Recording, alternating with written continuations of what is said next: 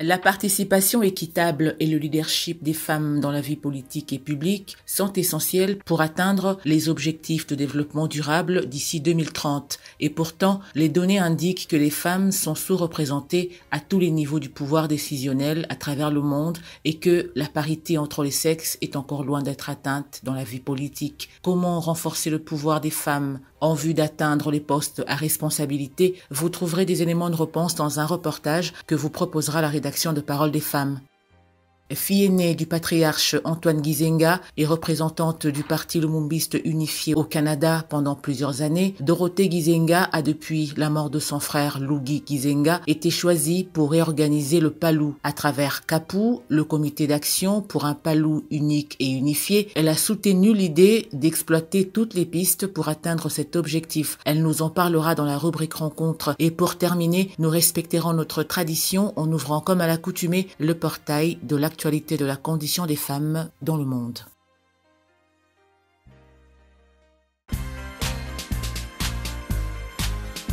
Bienvenue à toutes et à tous à ce nouveau numéro de Parole des femmes. Le thème exploité en ce jour sera focalisé sur le leadership de la femme et sa participation à la vie politique. Ce sera en compagnie de Dorothée Gizenga. C'est une femme leader. Elle est beaucoup plus présidente du CAPU. Le CAPU, c'est le comité d'action pour un PALU unique et unifié. Notre invitée reviendra bien entendu sur son parcours ainsi que ses responsabilités au sein de cette commission de la formation politique PALU et en même temps nous donnera également, pourquoi pas, son point de vue par rapport justement à la journée internationale de la femme. Ce sera tout à l'heure, juste après ce reportage que nous vous recommandons, un reportage qui nous fera comprendre que les femmes politiques sont des leaders pas comme les autres. Regardez. Le débat sur la parité a suscité l'apparition de nombreux arguments pour légitimer l'accès des femmes au pouvoir politique. Celui imputant aux femmes une capacité à changer la politique dans ses règles, ses manières de faire et ses contenus a été particulièrement utilisé. Novices, différentes, ces femmes ont été parées de toutes les qualités et se sont trouvées investies d'une mission de changement, porteuses d'une autre conception de la politique, réputées plus douces que leurs homologues masculins, plus attentives, moins ambitieuses, plus travailleuses, proches des gens et dévouées. Elles sont apparues comme le remède à la crise que la représentation politique traverse dans le monde depuis quelques années. Cette mise en avant des nouvelles femmes a été d'autant plus forte qu'elle a rencontré une thématique politique importante qui prend forme actuellement, celle de la démocratie locale. Un contexte où les femmes ont semblé pouvoir incarner mieux que les hommes cette proximité retrouvée entre élus et habitants, de par leur parcours personnel, souvent issus du milieu associatif et de la société civile, de par l'image d'écoute qui leur est traditionnellement associée, les femmes sont apparues comme un gage de contact, comme l'incarnation d'un pouvoir qui serait désormais plus à l'écoute des habitants. Aussi, au regard des attentes soulevées, la question de savoir si les femmes sont ou non porteuses de changements dans les politiques municipales semble se poser naturellement. Pourtant, si on l'analyse, la question est loin d'être univoque. Les femmes sont parées et se parent de toutes les qualités qui faisaient défaut aux hommes politiques jusqu'ici. Cette présentation de soi n'est pas étrangère à la façon dont le débat sur la parité a été formulé. En insistant sur l'universalité de la différence des sexes, il a enfermé les futurs élus dans une identité politique qui se doit d'être féminine pour avoir une raison d'être. Si cette identité féminine en politique peut apparaître dans un premier temps extrêmement positive, elle est également contraignante pour les élus qui se voient figés dans une identité sexuée qui n'est pas toujours la plus valorisante en politique.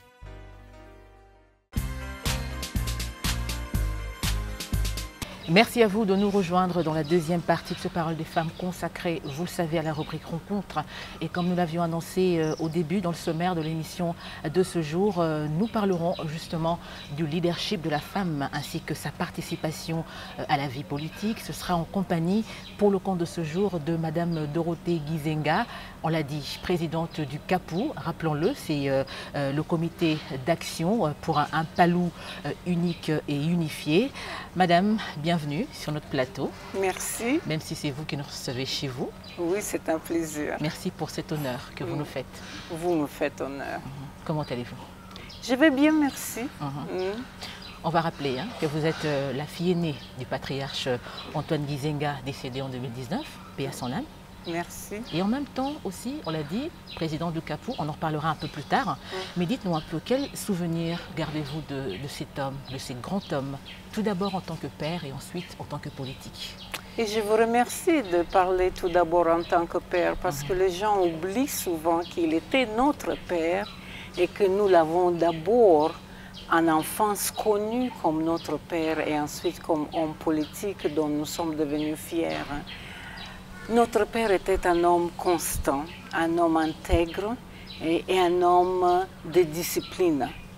Donc il nous a éduqués avec beaucoup de discipline et avec l'insistance sur l'éducation que nous devons recevoir, que nous devons faire des études, que nous devons avancer et que nous devons nous dévouer à une cause particulière. Selon lui, tout le monde était né pour une cause. Sa cause à lui était le Congo. Donc il a martelé ça dans nos têtes depuis qu'on était très petits. On entendait parler du Congo, alors que nous vivions en exil. Donc ça, c'est l'image que j'avais de mon père en tant que petite, très disciplinaire. On le craignait, ça c'est sûr. C'était un homme de caractère très dur. Il était, mais plus tard, on a compris qu'il nous aimait. Et d'ailleurs, la Bible dit, discipliner, c'est aimer. Mais quand on était enfant, on ne comprenait pas cela. On voyait que la dureté de la discipline.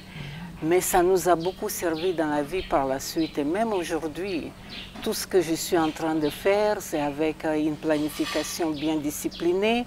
Et je poursuis un certain chemin, quels que soient les dires et quelles que soient les paroles des autres, etc., leurs doutes, leur souhait que je sois chassée, que je parte au Canada. Ça ne me touche pas du tout. Je suis dans la discipline de l'action que je mène. Absolument. Oui. Et au-delà de ce grand souvenir que vous gardez de lui, quel est le plus grand ou le plus bel héritage qu'il vous a légué en termes de valeurs? En termes de valeurs, c'est d'abord la constance. Que ton oui soit oui et que ton non soit non, dit la Bible. Il était homme de parole, il était homme de loyauté à la cause. Il était constant et ça, j'en ai appris. Rappelons également que vous êtes une femme intellectuelle ayant fait des longues études avec un choix hors du commun. Ça n'arrive pas tous les jours de voir une femme, surtout de surcroît africaine, choisir une filière comme la chimie, je vais encore le dire, en dehors de la chimie, les sciences économiques et surtout la gémologie. Quelle a été votre motivation pour le choix porté sur ces différentes filières? Alors, le premier choix de la chimie, c'était pour être en contradiction avec mon père, je dois l'admettre. Ça, je m'en doutais. Alors, pour lui, toutes les femmes devaient devenir des médecins. Parce que pour lui, les femmes ont le cœur, elles ont la passion, le pays en a besoin. On est un pays pauvre, avec beaucoup de malades. Les femmes sont des nourrices. Donc, toutes les femmes... Elles sont prédestinées. Elles sont prédestinées. Et encore à cette époque-là, donc j'avais déjà dans la famille maman qui était médecin, maman Marthe était médecin, ma cousine, l'aînée de nous tous, de la descendance, elle a étudié médecine à Moscou pendant qu'on vivait à Moscou. Et donc, pour lui, c'était chose naturelle que moi aussi, je ferais la médecine. Et effectivement, lorsque j'habitais en Angola, j'ai fait mon pré-universitaire en médecine. Et sans rien lui dire, j'ai changé d'option. Comme j'étais très mathématique, j'ai choisi la chimie. Et donc, je suis allée faire la chimie. J'allais le choquer et faire d'ailleurs génie civil en chimie, génie chimie. Mais il n'y avait pas cette option à l'université d'Angola, donc moi j'ai fait la chimie tout court. Et c'était donc pour être en contradiction avec lui parce que je ne me voyais pas être comme toutes les autres. Absolument. Et quand il a découvert, quelle a été sa réaction? Alors il avait l'habitude de me demander mes amis parce que mon père a toujours été un homme d'être le père de tout le monde. Donc mes amis venaient à la maison, et c'était papa Antoine, et il me demandait comment va Aïda, comment va Awa. Et je dis, oh, il y a longtemps que je l'ai vu, il dit, mais comment vous êtes à la faculté de médecine ensemble? Et là, je vais me rappeler que, oh mon Dieu, qu'est-ce que je viens de dire?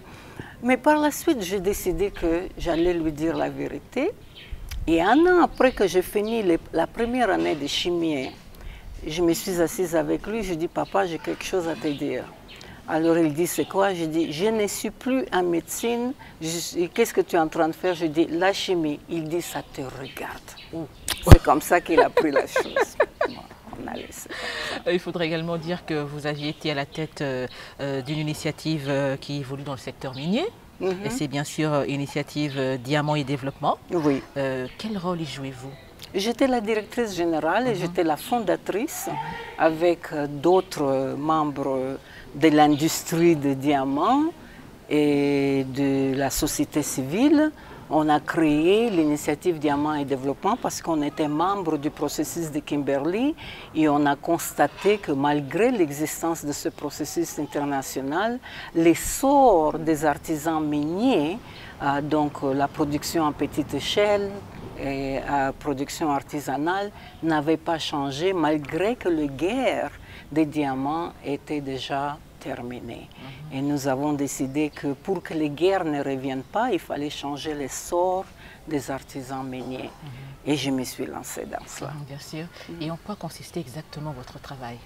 Alors, nous éduquions les communautés minières pour la valeur des diamants qu'ils ne connaissent pas et qu'ils vendent à petit prix, se font avoir, les conditions de travail qui étaient toujours pas saines, il y avait beaucoup des accidents, question de santé et hygiène, donc améliorer leur sort, leur production, leur connaissance pour qu'ils puissent avoir meilleure valeur de leurs diamants et qu'ils puissent élever leur niveau de vie et participer à l'économie du pays. Donc c'était ça. Et c'est un défi. L'artisanat minier est un défi dans tous les pays du monde. Et le Congo n'est pas une exception. Donc c'était difficile. J'ai couvert 18 pays, 15 en Afrique et 3 en Amérique du Sud, le Brésil, la Guyane et le Venezuela. Et ici en Afrique, bon, en commençant par le Congo et tous les pays voisins qui ont les diamants, plus les autres, la Guinée, la Sierra Leone, la Côte d'Ivoire, le Togo, le Ghana, et etc. Donc, tous ces pays-là, le Zimbabwe, l'Afrique du Sud, la Tanzanie. Voilà. Il fallait beaucoup de courage pour réussir ce challenge. Et d'ailleurs, vous avez reçu beaucoup de prix par rapport à cette participation. Oui, j'ai reçu le premier prix à Las Vegas, aux États-Unis, en 2016. Et c'était pour donc les pratiques durables dans l'industrie du diamant. Et donc, durable au niveau de l'artisanat minier. Et c'était donc une organisation de l'industrie qui s'appelle Diamond Empowerment Fund qui m'a choisi. Et j'étais donc la première à recevoir ce prix-là. Après moi, après 2016, d'autres se sont suivis. Chaque année, ils ont quelqu'un, mais j'étais la première à recevoir ce prix-là. Vous êtes fière? J'en suis fière. J'ai mis 12 ans, plus 5 ans dans le processus de Kimberley dans une autre organisation. Donc 17 ans de travail et être reconnu comme ça, ce n'était pas évident. Et ni je m'y attendais d'ailleurs. Je ne savais même pas qu'ils avaient des prix comme ça, donc je l'ai reçu. Et ça, c'était mon premier prix. Et puis de là, il y a eu comme une avalanche de prix. Ah oui. Oui, donc c'est un peu ça. C'est vrai, nous apprécions votre modestie, mais pas que ça. Il y a eu d'autres. Pouvez-vous nous en parler un peu plus des autres prix? Alors, l'autre prix serait, je suis devenue membre de l'Ordre de l'Ontario. L'Ontario, c'est la province dans laquelle je vivais au Canada. Et c'est la plus haute reconnaissance qu'on peut recevoir. Mais c'est comme ici, il y a l'ordre des héros, il y a d'autres ordres. Et donc, c'était très intéressant parce que j'ai reçu le prix pour mon travail international, pour les diamants de guerre, mais aussi pour le travail communautaire que je faisais en Ontario. J'ai fait beaucoup de travail en tant que bénévole avec les organisations communautaires africaines, de santé, des femmes, pour les immigrants, puisque j'étais moi-même une immigrante à un moment donné, j'ai voulu aider les autres immigrants à s'intégrer, d'apprendre et comment est-ce qu'on peut ramener ce qu'on apprend au Canada ailleurs pour aider nos pays à se développer avec les connaissances que nous avons. Alors ce deuxième prix couvrait tout ça, le travail communautaire et le travail international. Après, j'ai reçu un autre prix communautaire émis par une association africaine au Canada, à Toronto, et c'était pour les participations que j'avais faites dans les formations que j'ai données aux immigrants. Et donc, en tant que femme qui était si occupée dans mon travail international, mais en même temps, j'avais toujours le temps pour les autres, pour les aider. Donc, c'était maintenant quoi, le quatrième prix, quelque chose comme ça, troisième prix. Après ça, j'ai reçu un prix pour ma participation au processus de Kimberley. On était une vingtaine de personnes à recevoir ce prix-là. Je crois que c'était la 2017-2018. Et finalement, en 2019, j'ai reçu un prix à Dubaï pour le travail dans l'industrie des diamants en général, comment ce que je faisais aider l'industrie des diamants en général. Et je l'ai reçu en septembre 2019. Et après, c'est en septembre 2019 que je me suis installée au Congo, que j'ai laissé ce travail-là et j'ai fait d'autres horizons. Bien sûr, vous décidez de venir au Congo sans doute pour vous engager en politique, mais c'est vrai aussi que ça a été notamment suite au décès de votre frère. Il fallait bien sûr reprendre le flambeau, mais avant justement cela, rappelons que vous aviez été pendant longtemps la représentante légale du Palou au Canada. Oui, absolument. Votre deuxième patrie, là où vous avez vécu pendant longtemps. Oui. Alors comment est-il organisé là-bas? Alors, en 1991, mon père m'a nommée la représentante du parti Lumumbiste Unifié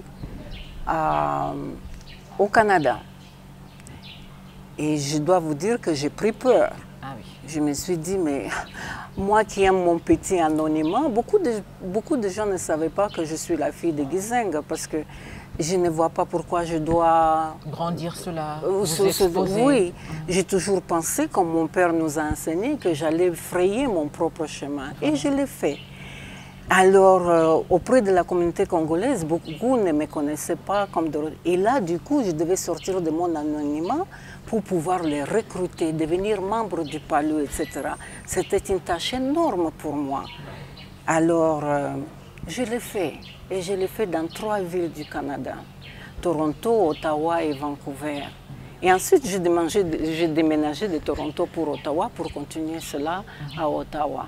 Donc, j'étais la représentante depuis 1991 et j'étais membre du parti depuis 1980. Donc, 11 ans après de devenir membre, ça s'est rattrapé que maintenant, il fallait faire du concret. Et donc, je l'ai fait. En tant que représentante, j'ai dû voir plusieurs ambassades africaines lorsque l'avènement de Kabila Père est venu et nous sensibilisons les différentes ambassades, les gens de soutien que le Palou pensait que les Congos devaient recevoir. Tout ça sous le mandat, je l'ai fait. J'ai été nommée par la suite comme coordonnatrice des relations extérieures, coordonnatrice adjointe, je corrige, du parti Lumumbiste Unifié et je m'occupais de tout ce qui était extérieur pendant que les coordonnateurs s'occupaient de ce qui est intérieur. Et je le suis jusqu'à aujourd'hui. J'ai été reconduite même par les 2 fractions d'autres ailes du Palou. Ils m'ont nommée coordonnatrice adjointe des relations extérieures. Donc je suis un cadre du parti depuis très longtemps et j'ai le parti à cœur. Je ne suis pas venue au Congo pour faire la politique. J'étais venue au Congo parce que mon père m'a fait appel. Il était d'un vieux âge et il m'a demandé de venir vivre ici auprès de lui pour ces dernières années. J'ai négocié avec mon organisation de venir vivre ici et quelqu'un d'autre prend le leadership de l'organisation. Et quand je suis venue pour vivre ici, malheureusement, mon père est décédé 1 semaine après que je suis arrivée. Ça m'a beaucoup bouleversée. Je suis encore rentrée au Canada pour voir comment je vais me réorganiser.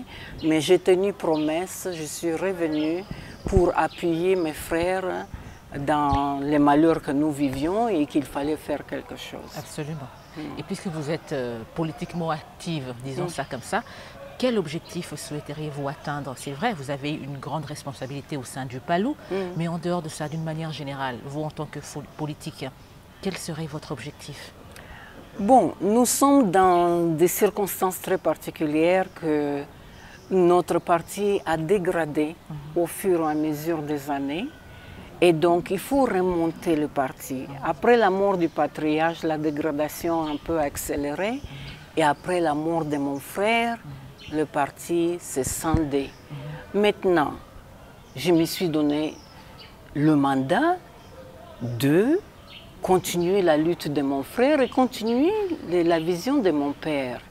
J'ai pris ce leadership-là et maintenant je travaille sur ça. On doit réunifier et remettre le parti au niveau de ce que la vision de nos pères fondateurs était, y compris le patriarche qui était resté le dernier fondateur de ce parti-là. Donc nous devons faire cela. Remettre le parti sur le rail. Nous devons nous débarrasser des gens qui ne vivent que par intérêt dans le parti. On ne se joint pas au PALU pour se faire de l'argent. On devient membre du PALU pour faire la différence auprès de la population congolaise. On a oublié ces valeurs-là, on va remettre ces valeurs-là en place et remonter le parti à être un parti fort. Il semblait que personne ne voulait d'un parti fort, PALU fort. Qu'il fallait absolument le décimer. On nous disait que PPRD veut nous casser. On nous disait que le DPS n'était pas avec nous. Aujourd'hui, nous prenons place et nous remontons. Avec la base, nous travaillons ensemble. Et ça, c'est le devoir que je me donne. Je ne vais pas m'éterniser là-dedans. J'ai toujours voulu une retraite tranquille. Ce n'est pas donné, mais ce n'est pas grave. Je ferai ma part et quelqu'un d'autre continuera le chemin à un moment donné. Mais pour l'instant, non, je ne céderai pas la place à qui que ce soit parce que c'est dangereux. Nous sommes à risque et les ennemis l'ont démontré. Peu importe qu'ils disent que je me crois pour princesse, héritière, royaume et quoi que ce soit, qui d'autre que moi ferait ce que je fais? Parce que les autres ne suivent que leurs intérêts. C'est parce que je suis l'enfant biologique, parce que je ne peux pas trahir la cause de mon père. Je le dis fermement. Je ne quitterai pas jusqu'à ce que nous réussissons à remettre le parti sur le rail. Absolument. Oui. Et bravo pour cette confiance que vous avez en vous. Ah oui. C'est vrai, membre passif, on va dire ça comme ça, du PALU depuis 1980, aujourd'hui devenu active. Existe-t-il des difficultés, des obstacles, des freins que vous avez pu rencontrer et qui continuent jusqu'à ce jour à vous empêcher de vivre pleinement cet engagement politique? Oui, le mensonge. Il y a tant de médisances, tant de mensonges que l'ennemi raconte. Et pour une raison quelconque, la culture même du Congolais, c'est de propager le mensonge, sans vérification. Alors la propagation est très facile. Gizenga Zanabanate, c'était d'abord le premier mensonge qu'ils ont sorti en 2006, pendant qu'il était candidat présidentiel, pour dire que... Oui. Mais pourquoi vous le votez? Il n'a même pas d'enfant, il est un vieillard, ceci, cela. Donc c'était ça. Tu te bats contre les gens, ou tu ne te bats pas, tu le laisses dire, qui disent, mais toi, tu ne peux pas être l'enfant de Gizenga. Il n'avait pas d'enfant. Mensonge, ça c'est premier.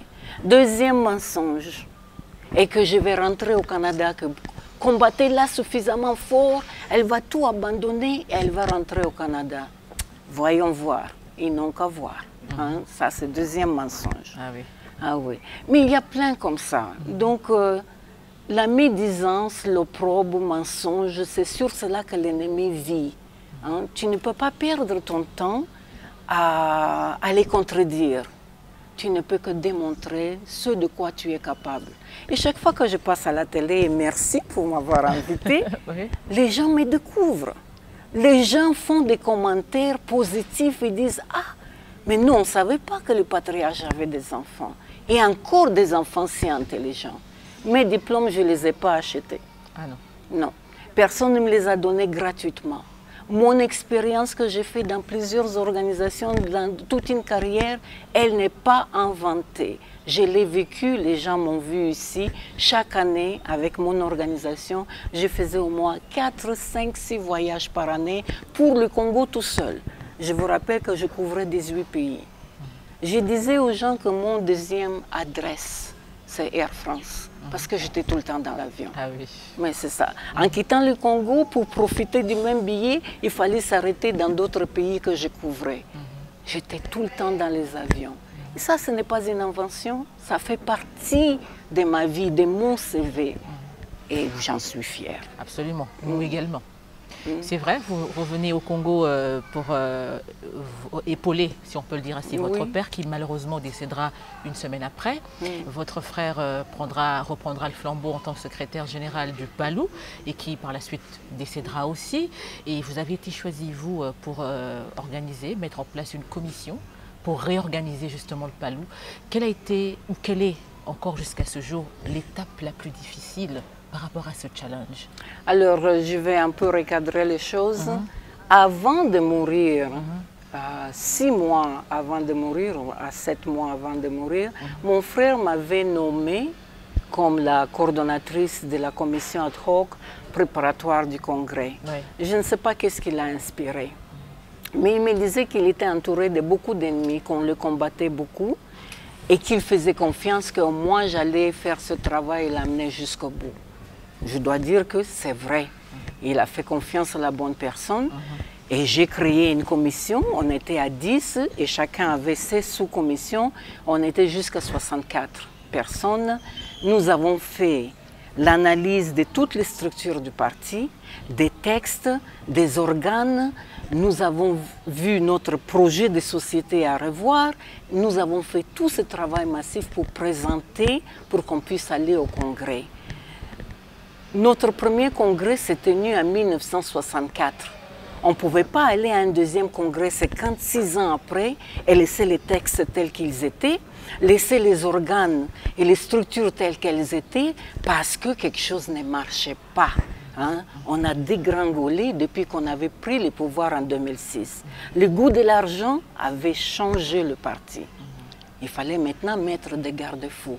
Il fallait maintenant réparer la voiture, pas seulement aller changer le leadership, parce que seul un congrès peut déterminer un nouveau secrétaire général, et ça c'était urgent, mais pourquoi on devait s'arrêter là alors qu'il y avait urgence en tout? Alors nous avons fait tout ce travail-là. Nous l'avons présenté au secrétaire général AI, qui avait été choisi par le bureau politique, qui était mon frère, Lugui Gizeng.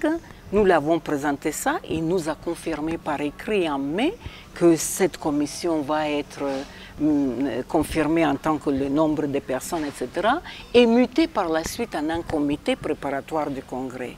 Malheureusement, il décède le 1er juin 2020. Et qu'est-ce qu'on observe? Immédiatement, il y a une guerre de positionnement des différentes fractions.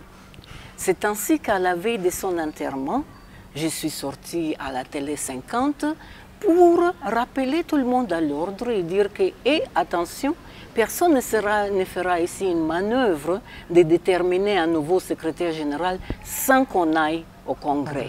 Ça fâchait beaucoup de gens parce que ce n'était pas dans leur plan. Ils attendaient qu'on enterre mon frère pour qu'il commence à montrer la vraie couleur de ce qu'ils allaient faire. Je n'allais pas attendre qu'on enterre mon frère. Qu'est-ce qu'ils n'ont pas dit? Nous sommes des Bantous, on attend d'abord d'enterrer. Donc je devais, moi, leur laisser d'abord la place d'agir pour que... Non, j'ai protégé le patrimoine qui est le nôtre, qui est le PALU, en sortant avant. Et j'en suis sûre que et mon père et mon frère sont en train d'applaudir, dire bien fait. Oui, nous sommes des Bantous, mais nous protégeons d'abord ce qui est notre héritage commun. Oui. Et vous, à la tête de cette commission, le CAPU, rappelons-le, commission d'action pour un PALU unique et uni et unifié, c'est ça? Oui, c'est la commission d'action pour un PALU unique et uni. Voilà. Quels sont les grands enjeux? C'est vrai, il faut réorganiser, mais pas que. Alors, les grands enjeux, c'est surtout remettre tout le monde ensemble, si on le peut. remettre tout le monde ensemble et aller de l'avant vers un congrès. C'est seul le congrès qui peut élire un secrétaire général. Donc ça doit être un congrès inclusif, un congrès transparent, un congrès même exceptionnel qui ne suit pas seulement les textes comme certains le veulent, parce que nous sommes dans une exception incroyable. Il faut être flexible, hein? Il faut être patriotique vis-à-vis de ton propre parti pour pouvoir maintenant réussir la vraie cause, c'est d'élire un leadership qui est conscient, un leadership qui suit la vision, hein, qui est intègre. Nous devons mettre des critères pour cela et aller de l'avant. C'est ça, nous devons toujours aller à un congrès. Il y a une faction qui a organisé un congrès, mais nous ne le reconnaissons pas. Aucun critère n'a été réuni pendant ce congrès-là, pendant ces assises, je dois les appeler. Même ceux qui ont participé, nombreux n'étaient même pas membres du parti Lumumbiste Unifié. Et selon la réforme qu'ils ont utilisée, ceux qui étaient élus, certains ne devaient même pas être à ce congrès-là. Qu'est-ce qui fait qu'ils ont pu tricher comme ça? Mais ça ne nous décourage pas. Hein? Ça montre seulement la vraie couleur de certaines personnes. Et à un moment donné, tu t'écartes d'eux. Et tu vas de l'avant avec les autres qui veulent la même chose que toi. Il n'y a qu'une fin possible pour ces gens-là. Et que soit ils abandonnent ce qu'ils ont fait, ou soit ils ne seront plus palous. Ils ne seront pas palous. Je tiens et j'ai la base derrière moi qui nous ont dit cela pendant les concertations et la table ronde que nous avons organisées. Et comme vous le savez, ils ne sont pas venus. Alors la base nous a donné l'ordre de nous assumer et d'aller de l'avant pour amener le parti au Congrès. Et nous allons le faire. Il faut bien sûr multiplier les stratégies pour réussir ce défi. Oui, oui, oui. Je ne vais pas les mentionner ici, par exemple, mais nous le faisons, nous le faisons. Hein? Nous, avec les ressources que nous avons, ce n'est pas toujours évident, mais nous allons de l'avant. Quand tu as le peuple avec toi, notre base est avec nous, et nous avons les uns et les autres, nous allons arriver. C'est vrai qu'il y a eu une forte crise, vous l'avez expliqué tout à l'heure là, mais peut-on dire qu'à ce jour que le feu s'est apaisé? Que le fossé s'est apaisé? Le feu s'est apaisé parce que vous avez une base derrière vous, apparemment vous avez la majorité derrière vous. Oui, mais écoutez, les deux autres groupes se battent pour être dans le gouvernement qui va être formé bientôt. Et toute leur concentration est sur cela. Écoute, je ne sais pas, c'est justement cette formation du gouvernement qui va déterminer quelle est la nouvelle stratégie à adopter par la suite. Hein, parce que certains se sentent forts une fois qu'ils sont reconduits ou introduits ou comment. Donc, nous attendons impatiemment, mais tout en gardant notre calme. Absolument. La formation de ce gouvernement, ça nous dira quel est le pas suivant. Et puisque nous parlons également de la femme, parlons ou reparlons, si vous le voulez bien, du 8 mars, qui est cette journée dédiée aux droits des femmes. Et d'ailleurs en RDC, c'est durant tout le mois de mars que différentes activités sont organisées. Comment l'avez-vous vécu personnellement cette journée du 8 mars? Alors, l'aile Palou qui est avec moi, nous avons organisé le 8 mars des ateliers dans lesquels ont participé à peu près 500 femmes et 100 hommes. Et les ateliers, c'était pour entendre la voix de la femme du Palou, de la base, pour nous dire quels sont leurs désirs, quelles sont leurs difficultés, qu'est-ce qu'ils pensent qu'on peut améliorer au sein du Palou pour elles, mais pas seulement au sein du Palou, au Congo, pour toutes les femmes. Alors c'était très intéressant parce que les femmes se sont exprimées librement. Ils nous ont parlé des attitudes des hommes, ils nous ont parlé des emplois qu'ils ont besoin. Pourquoi est-ce que lorsque on nomme un ministre, on ne prend pas suffisamment de femmes, donc mettre la parité dedans, mais même les fonctions. Ils disent, même si nous devons balayer seulement le bureau, mais c'est déjà un revenu pour nous qui va nous assister. Alors, pourquoi est-ce que les chauffeurs ne doivent être que des hommes? Hein? Les chauffeurs du ministre, je peux aussi être, a dit une femme. Aussi. Donc c'était intéressant. Et ce que j'ai trouvé vraiment touchant est que ces femmes exprimaient qu'elles sont prêtes à tout faire. Aidez-nous, hein? Avancez-nous, relevez notre niveau. Et nous allons nous concentrer sur cela dans les programmes à venir. Donc cette femme, elle est prête pour une remise en forme, une remise à niveau, comme on dit? Une remise à niveau, ou même pas une remise, une mise à niveau pour certaines. Il y a aussi l'expression des femmes qui sont âgées. Elles ont passé toute leur vie pratiquement dans le Palou. Elles veulent se retrouver. On est déjà vieilles maintenant. La plupart sont analphabètes aussi. Elles sont aussi analphabètes. L'alphabétisation est un des programmes qu'elles ont demandé. Il n'y a pas d'âge pour l'alphabétisation. Bien sûr. Alors, que ce soit jeune, vieux, etc. Alors, j'ai trouvé ça très touchant. Et je leur ai promis que nous allons le faire. Nous allons le faire petit à petit. Et nous allons arriver là où jusqu'à ce qu'elle monte dans les instances supérieures. Comme je disais, pour nous, la parité homme-femme n'est pas la finalité en soi, mais que les femmes puissent être à la table de la décision. Parce que quand les femmes ne sont pas impliquées dans les décisions qui les concernent même, rien ne marche. Ça, c'est juste. L'application, l'exécution n'est pas là. Regardez les accords de la paix que tous les pays en font qui ont connu la guerre.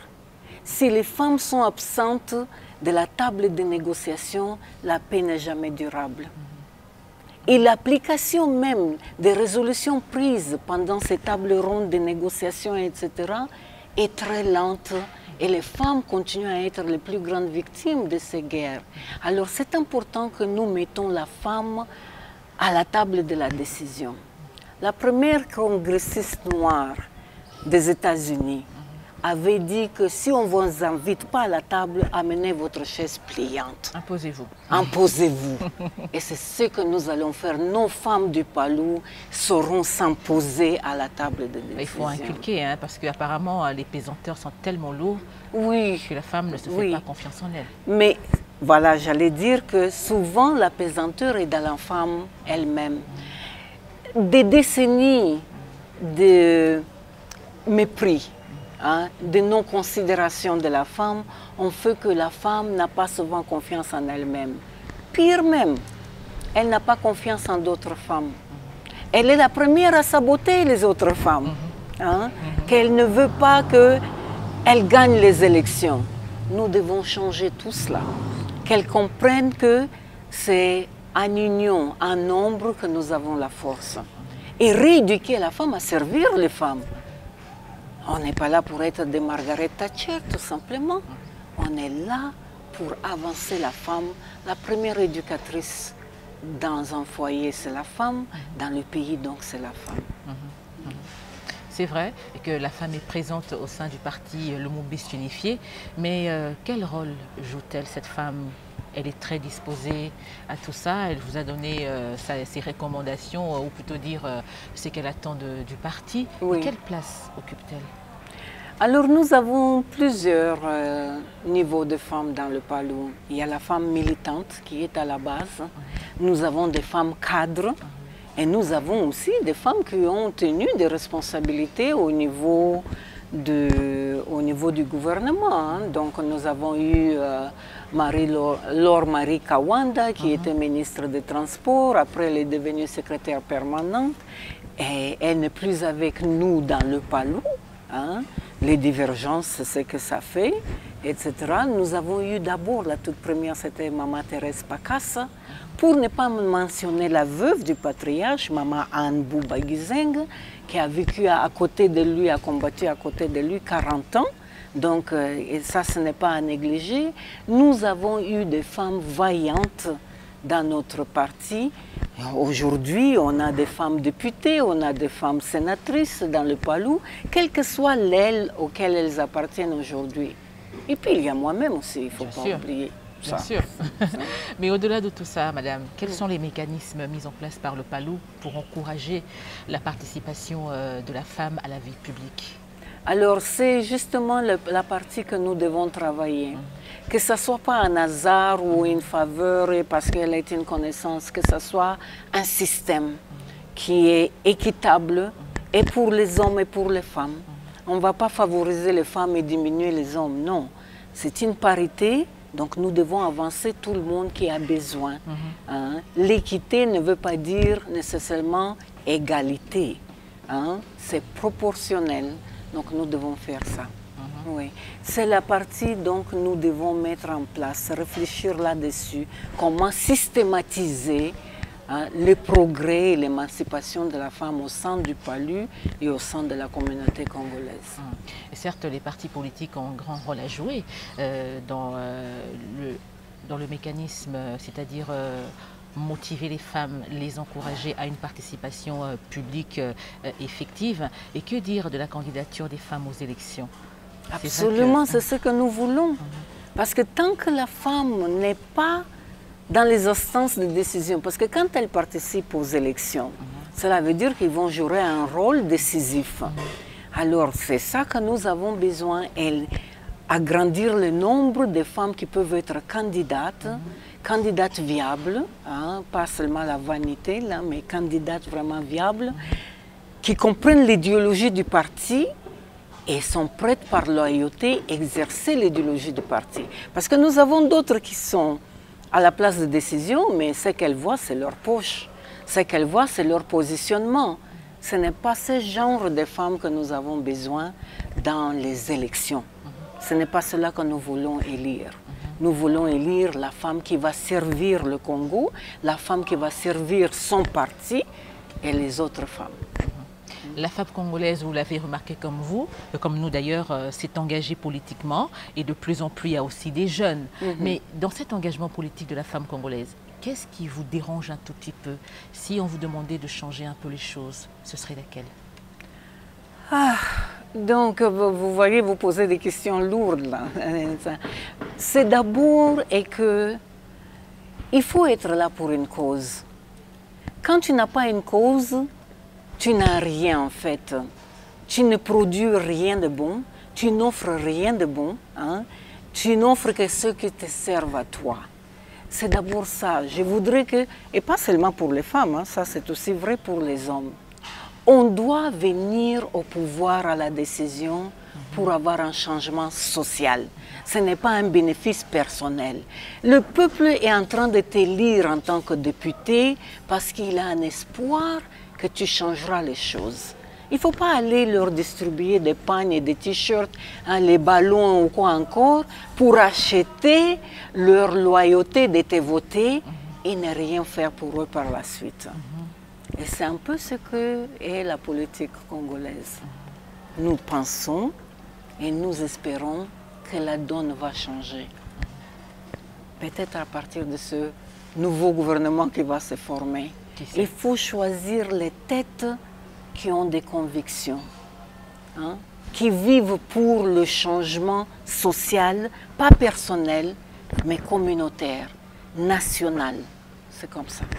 Et la junte féminine congolaise qui aujourd'hui est très présente politiquement, on en voit même au niveau du Parlement, ce sont des jeunes qui sont là. Est-ce une fierté? C'est vrai, c'est une fierté. Mais cet engagement politique, d'après vous, n'est-ce pas un peu prématuré? Sont-elles assez préparées pour s'y retrouver? Bon, vous savez que les femmes sont plus matures que les hommes. Ça, c'est sûr. Au même âge, elles sont plus matures. Donc, pour moi, voir une jeune femme dans le Parlement, telle que Mme Aminata, qui sait, je crois que c'est un bon exemple. Maintenant, c'est voir comment ils agissent. Leur maturité doit se traduire dans l'action. Si dans cette action, ils montrent cette maturité, mais encourageons plus de jeunes. Et puis, il ne faut pas qu'on voit tout le temps les mêmes être recyclés en tant que député, en tant que ministre. Il faut de nouvelles têtes. Pour cela, d'autres doivent entrer dans la politique. Les jeunes doivent entrer dans la politique. 25 ans, ce n'est pas trop tôt. À 25 ans, on présume avoir terminé ses études, avoir fait une certaine expérience et entrer. C'est ça que nous voulons. La vie économique et sociale du pays doit être vibrante. Et elle doit commencer avec les jeunes, qui vont être la relève par la suite. Moi, je crois que c'est une bonne chose. D'autant plus que la femme est plus mature que l'homme. Un homme de 25 ans n'a pas la même maturité qu'une femme de 25 ans. Hein? Et tout cela, d'ailleurs, ça commence au foyer parce qu'on donne plus de responsabilités à une fille qu'à un garçon. Va faire la cuisine, va laver les habits, va faire ceci, occupe-toi de tes petits frères. Hein? Alors que les garçons peuvent encore aller jouer au ballon s'ils le peuvent. Alors oui, la maturité vient plus vite. Oui. Je ne dis pas qu'on doit discriminer la fille, qu'on n'en voit qu'elle. L'homme aussi, il mature quand on lui donne aussi des responsabilités très tôt. Donc je ne veux pas préjudicer les filles du tout, mais le résultat est qu'elles sont plus matures. On va prendre une dernière question. Oui. Avant de mettre un terme à l'entretien de ce jour. Est-ce que vous avez un mot en guise de conclusion à l'endroit de toutes les personnes qui nous suivent ce jour? Vous savez, moi, ce qui me motive, c'est que j'ai l'espoir pour le Congo. Et je demanderai à tous les Congolais de ne pas perdre cet espoir parce que l'espoir fait vivre, espoir nous amène à la volonté de changement. Et donc, quel que fût le passé de notre Congo, il est lourd. On a connu des guerres, on a connu des violences, on a connu des moments de prospérité aussi, hein, d'indignité et tout ça. Il ne faut pas perdre espoir. Oui. Et tant qu'on a cet espoir-là, il y a un meilleur avenir pour le Congo. Merci. Merci beaucoup, madame, oui, pour merci nous avoir accordé ce temps. Oui. Également à vous, merci de nous avoir suivis. Nous allons mettre un terme à l'émission de ce soir, à l'émission de ce jour. Mais bien avant, voici la rubrique Clin d'œil. Regardez. Voici pour vous l'actualité de la condition des femmes dans le monde. Une femme qui fait une fausse couche ou donne naissance à un enfant mort-né aura dorénavant droit à un congé payé spécial de 3 jours ainsi que son conjoint. Objectif de la nouvelle loi néo-zélandaise, éviter à la femme tributaire d'un arrêt maladie et permettre à son partenaire de l'accompagner dans l'épreuve. Dirigée par une femme, Jacinda Ardern depuis 2017, la Nouvelle-Zélande s'impose une nouvelle fois à l'avant-garde des avancées pour les droits des femmes avec cette loi votée par le Parlement le 24 mars 2021 dernier. Celle-ci garantit un congé spécial de 3 jours aux parents confrontés à une fausse couche à tout moment de la grossesse ou à la naissance d'un bébé mort-né. Jusqu'à présent, le Néo-Zélandais avait droit à un congé des deuils après la perte d'un enfant, mais celui-ci n'incluait pas la perte d'un enfant qui ne serait pas né vivant. Elle tire à balles réelles pour les dizaines des femmes dans ce centre de tir situé près de Johannesburg. Dompter une arme à feu est un moyen de se protéger. Sur leur t-shirt, on lit le mot dièse, victime no longer, slogan d'une campagne soutenue par Goza, l'association des propriétaires d'armes à feu en Afrique du Sud, qui organise des stages d'initiation aux armes destinées aux femmes. En Afrique du Sud, l'un des pays les plus violents au monde, les meurtres sont en hausse constante. En 2019 et 2020, 21 325 personnes ont été tuées selon le dernier rapport annuel de la police et le taux des féminicides est 5 fois plus élevé que la moyenne mondiale. Disparue le 3 mars 2021 dernier, alors qu'elle rentrait chez elle à pied, Sarah Everard a été retrouvée une semaine plus tard assassinée. Aussitôt, le meurtre de la jeune femme, cadre marketing de 33 ans, dont le seul crime était de vouloir rentrer chez elle à pied, déclenche sur les réseaux sociaux une vague de réactions de la part de toutes ces femmes qui s'identifient à la trentaine. Un sondage YouGov pour UN Women UK, qui dépend de l'ONU, révèle l'étendue du problème. 80% des femmes de tous âges rapportent avoir été victimes de harcèlement dans les lieux publics. et 97% des femmes âgées de 18 à 24 ans indiquent avoir été victimes de harcèlement sexuel. À l'indignation suscitée par la mort de Sarah Everard s'ajoute désormais une colère des femmes contre la police londonienne après son intervention musclée lors d'un hommage à la victime. Et ce sera tout pour l'actualité de la condition des femmes dans le monde.